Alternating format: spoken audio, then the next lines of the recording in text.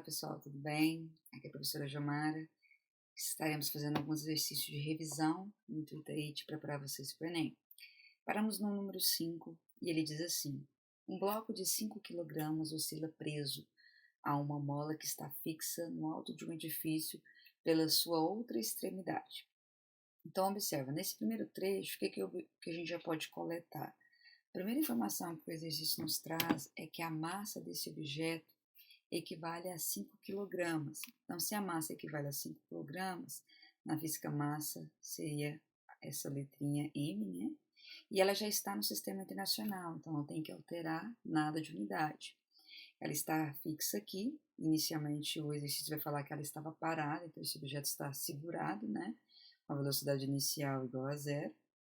E quando passar um intervalo de tempo, eu vou soltar essa mola, ela vai se deslocar aqui para baixo, adquirindo aí a velocidade de 20 metros por segundo. Então, a velocidade final, que ele vai chegar no ponto mais baixo, que ele vai se deslocar aí, é 20 metros por segundo. E observa também que ele está no sistema internacional, então está ok, não precisa transformar.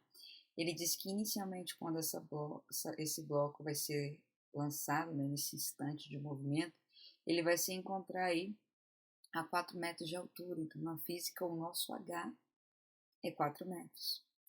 A massa desse objeto, como disse o exercício, é 5 quilos, e quando a mola fizer esse movimento de empurrar esse bloco para baixo, ela vai esticar um pouco, se deformando, se alongando 1 metro. Então, na física, nós dizemos que a deformação é dada pela variável x, e ela está no sistema também correto, que é metro, então não precisa também alterar. Essa constante da mola, né? A mola, que é o material que é feito a mola, ela tem uma resistência aí de 200 newtons. Para você puxar 1 metro dessa mola, você teria que aplicar 200 newtons. Então, é uma mola bem resistente, é o material que é feito a mola, né?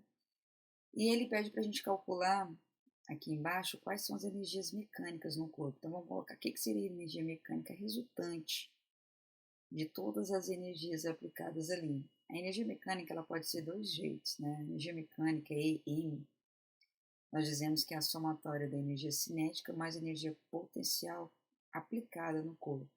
A energia cinética é uma energia instantânea, que o objeto só vai ter se ele realizar um movimento, ele não armazena no corpo. Então, enquanto o objeto estiver em movimento, ele tem energia cinética ali. Quanto mais rápido ele estiver, mais energia cinética. A energia cinética, a fórmula dela é dada por isso aqui, ó, energia cinética, massa vezes velocidade ao quadrado sobre 2. Quanto maior a energia cinética. Maior velocidade, maior energia cinética. Já a energia potencial é uma energia armazenada no corpo. O corpo não precisa estar em movimento, ele pode estar parado, que ele tem armazenamento dessa energia. Ela pode ser uma energia elástica, que é uma energia potencial, ou seja, uma energia que pode ser armazenada no corpo, com a mola parada ou em movimento. Ela é dada pelo K vezes x ao quadrado sobre 2, ou seja, a constante elástica da mola, que é o material que é feito a mola. Quanto mais resistente essa constante elástica, mais difícil de comprimir, mais difícil de esticar, então maior a energia elástica armazenada ali. E o x refere-se ao tanto que a mola aumentou ou que ela deformou, né? E comprimiu ou expandiu. E temos também a energia gravitacional.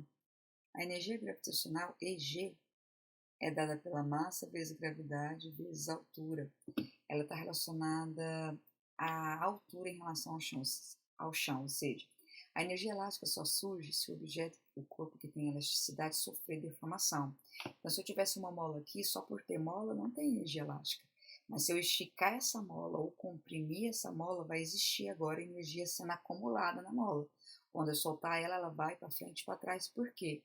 Porque existia uma energia que estava sendo acumulada quando eu esticava ou quando eu comprimia a mola. Quando eu solto, aquela energia que está lá dentro da mola vai fazer ela oscilar.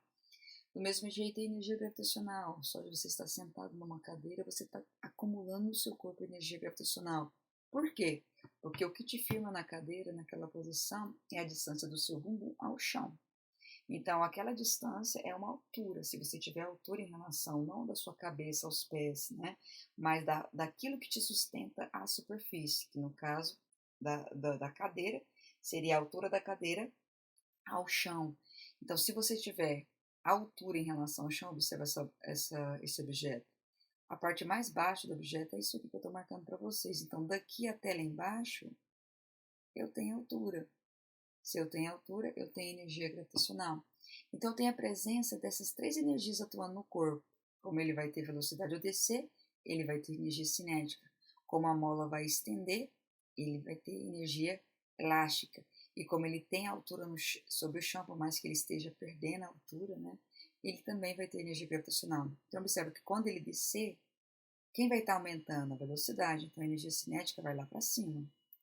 Mas ele tem também energia elástica. Quanto mais a mola esticar, mais ela vai se deformar. Então, a energia elástica também aumenta ali na descida. Só que a energia gravitacional, à medida que ele desce, ele vai perdendo altura em relação ao chão. Então, a energia gravitacional diminui para que a energia elástica e a energia cinética aumente. Lembrando do princípio da conservação de energia, a energia que ele inicia o movimento é a mesma energia que ele termina. A energia não pode ser criada nem destruída, apenas transformada. Transformada como? De energia cinética para energia elástica, de energia elástica para gravitacional, mas sempre mantendo aí a resultante, a somatória disso aí constante.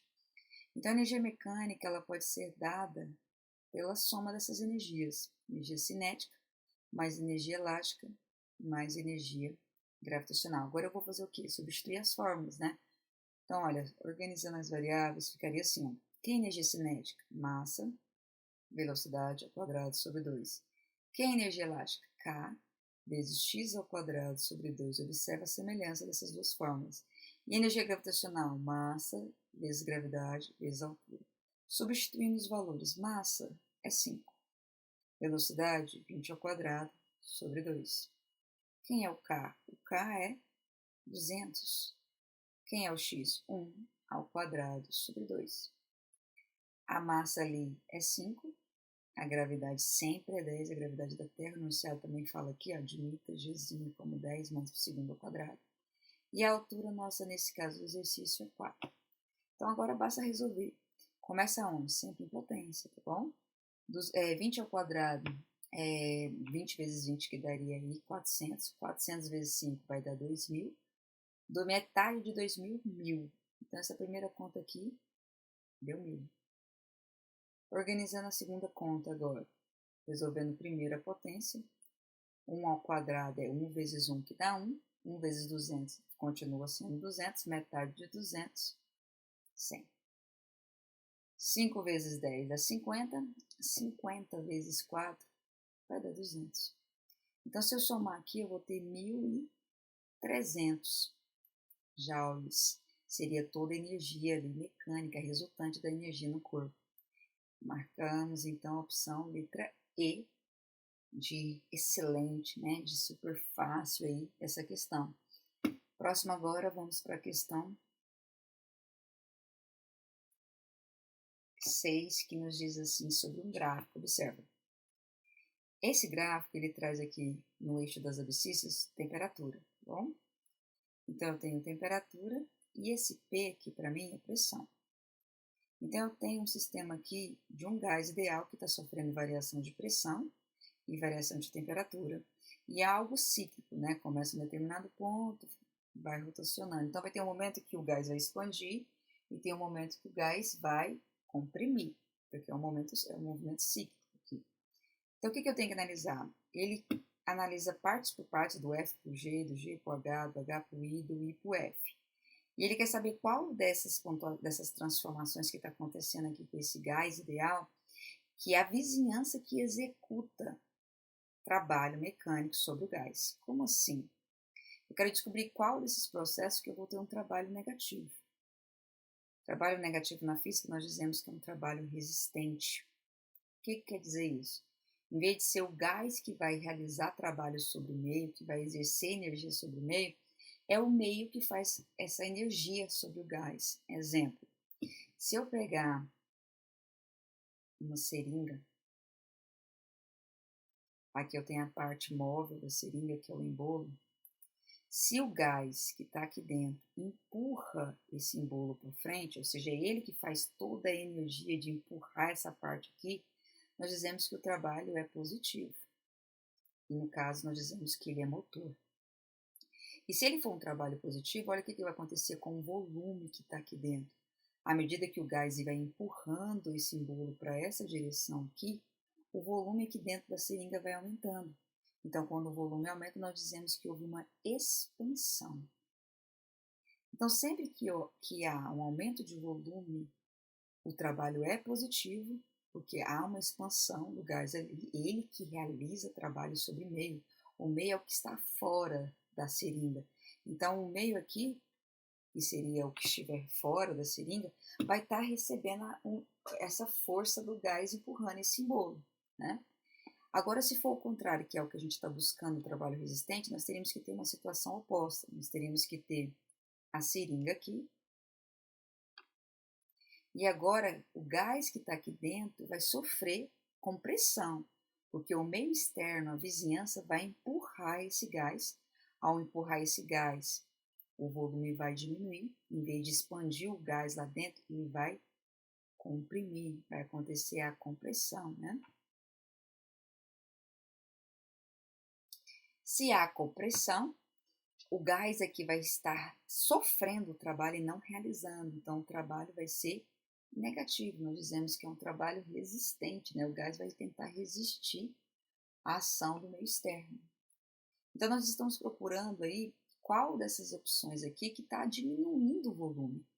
E para a gente analisar se está tendo diminuição de volume, nós temos que analisar quando é que teremos a proporcionalidade e a grandeza inversalmente, né, da pressão, volume e temperatura.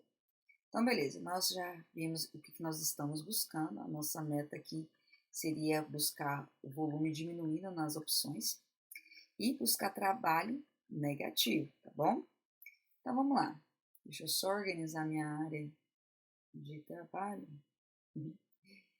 para dar um espaço um pouquinho maior. Então, beleza. Então, vamos analisar essa parte aqui. O primeiro que eu vou pegar aqui para vocês verem é do F para o G. Observa que o F e o G, quando eu tenho um gás que está fazendo essa transformação do F para o G, é o oposto do H, né, para o I. Então, acaba se eu analisar o F para o G, eu estou analisando o oposto disso, vai ser o que está acontecendo no I para o H. Então, um gás, aqui nesse caso, o que está sofrendo do F para o G? Quando ele está nesse ponto aqui, observa a pressão. Do F até chegar ao G, a pressão era essa que estava aqui em cima, vou chamar de X. Então, para sair do F, quando ele iniciou no F, ele tinha pressão X. Quando ele chegou em G, continuou com a pressão X. Então, nós dizemos que o trabalho do F para o G acontece aí uma transformação isobárica. Na transformação isobárica, é aquela transformação que o gás ele vai ter alteração e aí das suas grandezas, características de temperatura e de volume, mas, porém, né, a pressão nessa transformação ela vai se manter constante. Então, se eu pegar um determinado gás ideal, nas condições normais de temperatura e pressão, e manter a pressão dele constante, o que vai acontecer com o volume e com a temperatura dele? O volume e a temperatura, elas são grandezas proporcionais, ou seja, se você aumentar a temperatura, vai aumentar o volume, e se você diminuir a temperatura, diminui o volume. Observe o que está acontecendo do F para o G, será que está aumentando ou diminuindo ali? Vamos ver? Quando ele estava no F, vamos trazer agora o eixo aqui para baixo. Quando ele estava aqui no F, ele estava numa temperatura inicial. Quando ele chegou no G, observa que ele foi para uma outra temperatura final que é maior do que a inicial. Então, quer dizer que do F para o G, a temperatura está aumentando. Então, quer dizer que do F para o G há uma expansão. Porque o volume aumenta. Ah, professora, mas eu não vou lembrar que o volume aumenta se a temperatura aumentar. Então, você vai lembrar da seringa, tá? E aí, nós vamos fazer aqui o desenho da seringa para você ver. Como assim, professora? Vamos analisar? Se eu quero que a pressão seja constante aqui dentro, lembra que o gás está aqui dentro. Eu vou imaginar que essa parte está fixa, não vai sair gás por aqui. Mas para a pressão estar aqui, constante, olha o que eu vou ter que fazer. Nós vimos que do F para o G a temperatura vai aumentando aqui, certo? Então eu vou começar a colocar um fogo aqui embaixo nessa seringa. Se eu colocar um fogo aqui nessa seringa, eu estou indicando que a temperatura do gás lá dentro está aumentando. Se a temperatura do gás aumenta, os gases aqui vão ganhando energia cinética, porque eles vão ganhando mais velocidade, vão colidindo uma com as partículas do próprio gás e com o recipiente da seringa, vai batendo nas paredes. E quanto maior a colisão, maior essa vibração, maior é a pressão aqui dentro, certo? Mas como eu quero que a pressão seja constante, o que eu vou fazer? Eu vou deixar esse embolo, que é essa parte aqui, ó, livre. Porque à medida que eu for aumentando a temperatura e a pressão for querer aumentar, o embolo vai ter a liberdade de expandir ou contrair para tentar manter aquela pressão constante ali. Ele vai ficar livre para tentar manter a pressão constante. Então, nesse caso, à medida que eu vou aumentando a temperatura, para ele tentar manter a pressão constante, ele vai expandir lá dentro, ele vai empurrar esse embolo para essa direção. E quando ele faz isso, ele faz gerar lá dentro da seringa mais espaço para que o gás se organize e afaste as partículas uma da outra para não ter colisão intensa, para não aumentar a pressão. Então, quando ele faz isso, ele está aumentando o volume. Então, professora, sempre que aumenta a temperatura de um gás, o volume dele aumenta? Sim, sempre acontece isso, tá? É o que acontece nos balões, né? Os balões, para subir, você aquece aquele gás. Quando você vai aquecendo aquele gás, ele vai ganhando espaço, vai ganhando volume, logo ele mantém aquela estrutura do balão bem cheia, né? E faz com que, como o gás quente, o ar quente é menos denso, ele suba. Então, nós sabemos que do F para o G está acontecendo a expansão. Se está acontecendo a expansão do F para o G, expansão refere-se a trabalho positivo, a trabalho motor. Aumentou o volume e expansão. Não é o que nós queremos. Nós queremos o contrário disso. Então, o contrário disso seria do H para o I. Então, a nossa primeira opção aí de que o trabalho mecânico está sendo realizado aí pela vizinhança seria do H para o I. Então, nós temos a opção B, que traz HI, temos a opção D, que também traz HI, e a opção E. Os demais aqui a gente vai cancelar porque não tem nem a opção que nós queremos. Então, estamos entre a B, a D e a E. Agora vamos analisar nas verticais, que seriam as expansões GH e a expansão F e F, né? Eu vou pegar a GH, para a gente estar analisando. E lembrando, se não der certo a GH, com certeza vai ser o contrário dele, que vai ser do I para o F. Beleza? Então vamos lá, o que será que está acontecendo aqui? Quando eu pego a G e H, observe o que vai acontecer. Vou até pegar uma outra cor, só para não saiu. Deixa eu pegar aqui.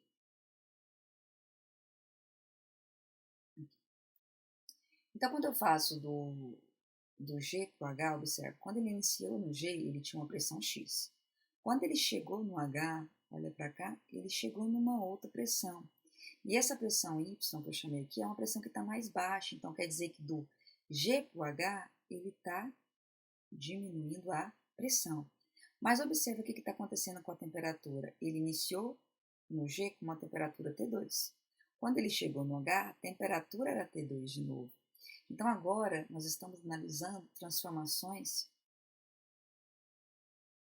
isotérmicas. Iso vem de igual, térmica, temperatura. Então, são aquelas transformações que vão ter variação de algumas características, porém, a característica principal do gás, que seria a temperatura, ela vai se manter CTE, constante aqui. Então, o que acontece se eu manter a temperatura constante? Então, agora quem vai variar é a pressão e o volume. Só observando aqui, se eu fizesse um gráfico para mostrar como é que uma transformação isobárica, que eu já vi cair, né? Marque o gráfico de uma transformação isobárica. Seria algo assim, ó. Aqui seria essas duas variáveis que são dependentes, que são proporcionais. Se uma aumentar, a outra aumenta também. Se uma diminuir, a outra diminui. Então, vou chamar essa aqui de T, esse eixo vertical vai ser T e esse aqui vai ser V. Então, se um aumentar, o outro vai aumentar. Então, vai gerar uma reta crescente, ó. Se eu tenho T1 aqui, eu vou ter V1 aqui de volume. Se eu pegar uma temperatura maior, eu vou ter um volume maior. Então, para todas as grandezas que são proporcionais, a reta é crescente. Se as grandezas forem inversamente proporcionais, a reta vai ser decrescente. Vamos ver que se vai ser esse caso agora.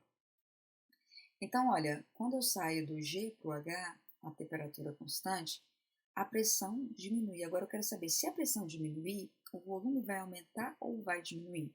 De regra, a pressão é sempre inversa do volume, tá? São grandezas inversamente proporcionais.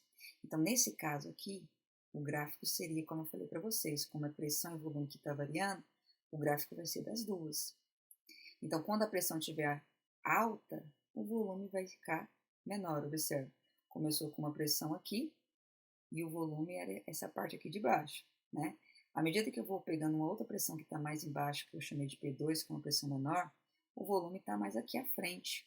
O volume aumentou, então quando um aumenta, o outro diminui. Seria o gráfico de uma grandeza inversa. Professor, mas como é que eu vou saber que o volume aumenta quando a pressão diminui? Aí você vai lembrar da seringa, que eu falei para você, a prática, né? Lembra que essa parte aqui é móvel, em bolo, e essa parte aqui está fechada e aqui dentro tem um gás. Olha o que vai acontecer quando eu mantenho a temperatura constante. Se eu mantenho a temperatura constante, eu não posso aquecer, porque senão aumenta a temperatura, e nem resfriar, senão eu diminuo. Então não está tendo variação de temperatura aqui, não vou aquecer nem resfriar. Mas observa o que vai acontecer. Se eu fizer isso aqui, ó, eu vou variar o volume. Então, nesse caso, eu vou puxar esse embolo para cá. Se eu puxo esse embolo para cá, eu vou ter mais espaço dentro da seringa. Eu vou aumentar o meu volume, que é esse caso aqui. Mas quando eu aumento o volume, lá dentro, o gás que está mais espaçoso lá dentro, as partículas que constituem gás vão estar mais longe uma da outra. Vai ter menos interação, menos colisão, menos vibração, menos energia cinética. Elas vão bater sim, mas não com tanta intensidade, porque as partículas estão mais afastadas. Então vai fazer com que a colisão lá dentro diminua e a energia interna também, porque se não tem colisão, não está tendo trocas de energia ali. Então acontece que lá dentro a pressão vai cair. Então observa, quando eu obtenho espaço aqui dentro, a pressão diminui. E olha o que é interessante, será que é um trabalho motor ou é um trabalho resistente? Como o embolo que está se expandindo, é o gás que está empurrando isso aqui para esse sentido. Então se está tendo expansão aqui dentro, quer dizer que o volume está aumentando. Se há volume aumentando, o trabalho é positivo, o trabalho será motor, é o gás que realiza trabalho sobre o meio. Então não pode ser do G para o H, porque do G para o H ele também sofre expansão. E eu estou querendo a compressão. Então o oposto disso seria o I para o F. Então o I para o F, o trabalho vai ser, como a gente quer aqui, ó, trabalho negativo, resistente, o volume vai diminuir.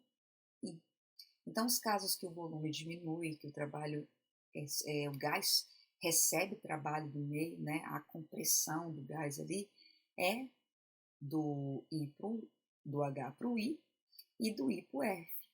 Então, nós teríamos a opção aí da letra B. Então, foi do H para o I e do I para o F, certo? Então, lembra dessa parte, são 3 transformações que um gás pode ter. Ele pode sofrer uma transformação isobárica, pressão constante, isométrica, que no caso seria a isocórica ou isovolumétrica, a volume constante, e nós temos aí a isotérmica, tá? Cada uma delas tem essas variações. Observa sempre que temperatura e volume são grandezas proporcionais, quando a pressão é constante, e volume e pressão são grandezas inversamente proporcionais, quando a temperatura, no caso, é constante. Então, uma é isobárica, pressão constante, e outra isotérmica, temperatura constante. Bora lá para a próxima? Pessoal, a próxima questão é uma questão de física moderna. Né? E nós vamos lembrar aí que o pai da física moderna foi Albert Einstein. Então, Albert Einstein, ele trabalhava com situações de corpos em altíssima velocidade comparada à velocidade da luz. E uma das formas dele mais importante aí, que está escrito aqui para vocês, é a forma que ele utilizava para transformar matéria em energia. Ele criou essa fórmula aí, há muito tempo atrás, e 10 anos depois que ele criou essa fórmula, foi utilizada essa formulazinha para descobrir a quantidade de plutônio e de urânio era necessário para a construção de uma bomba atômica, para aquela matéria de urânio, né, se convertesse em energia. Então, assim, essa formulazinha, nós temos o E, que refere-se à energia, sempre em joule no sistema internacional, M, massa, sempre em quilograma, para estar no padrão do sistema, e esse C é velocidade da luz, que sempre vai valer 3 vezes 10 oitava metros por segundo, estando no sistema SI, que é o sistema padronizado.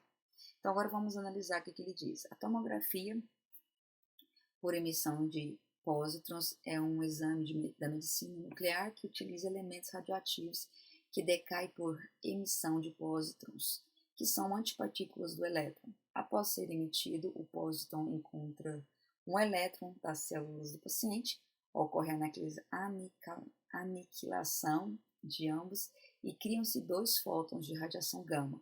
O equipamento detecta essa radiação e constrói a imagem da região do interior do corpo do paciente. Aí, de acordo com a teoria da relatividade, né, que é a teoria da relatividade restrita e geral, uma parte delas que seria essa fórmula aqui, ele diz que a massa é o m, a energia, tá? A fórmula aí, que fala da velocidade da luz no vácuo, que é 3 vezes 10 oitava, e fala que a massa, observa, ele te dá a massa igual a 9 vezes 10 a menos 31 kg. Já está na unidade certinha. E ele quer saber a quantidade de energia associada a cada fóton da radiação gama resultante dessa aniquilação de um par de elétron propósito, né? Ele quer saber a energia disso aí. A fórmula é essa daqui, né? Bem facinho, vamos jogar lá. A energia vai ser quem é a massa? 9 vezes 10 a menos 31.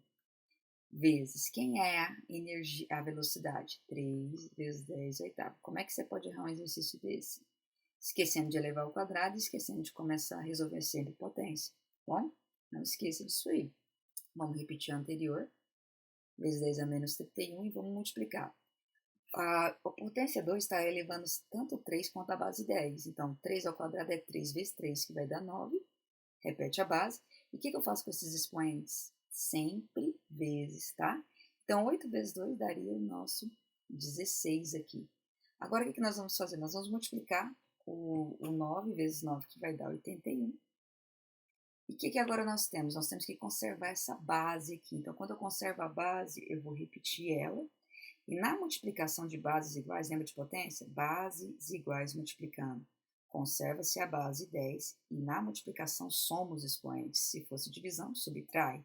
Então, o primeiro seria menos 31, mais o segundo, que é 16, na mesma base.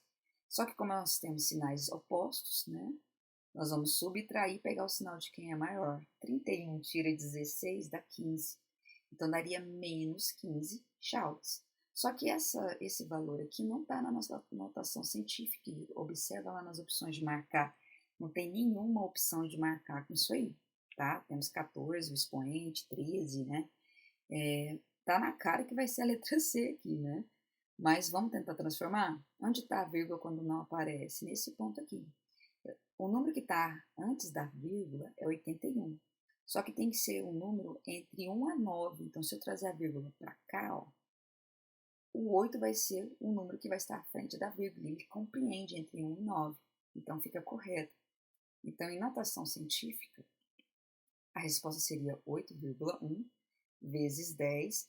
Como eu andei uma casa para trás, em compensação, eu subtraio uma casa. Por exemplo, se eu estou andando para o lado negativo, em compensação eu coloco positivo. Então, ficaria menos 15, mais, porque eu estou andando para o lado negativo, eu faço o contrário ali, coloco positivo.